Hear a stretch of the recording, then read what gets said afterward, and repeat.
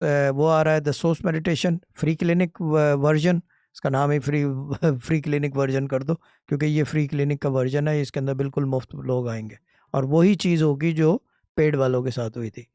The other thing is in the upcoming couple of months वो आ रहा है सिक्का दम, सिक्का राजुल वक्त, yes, currency that holds bearer in this time, सिक्का राजुल वक्त वो होता है। Now the thing is that के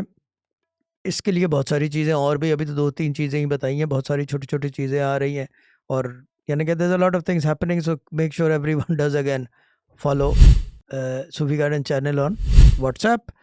for live updates on meditation techniques, because remember one thing, हम एक वाहिद क्या कहते हैं सोशल मीडिया पे प्लेटफॉर्म है या ये कि ऑर्गेनाइजेशन कह लो या जो भी है,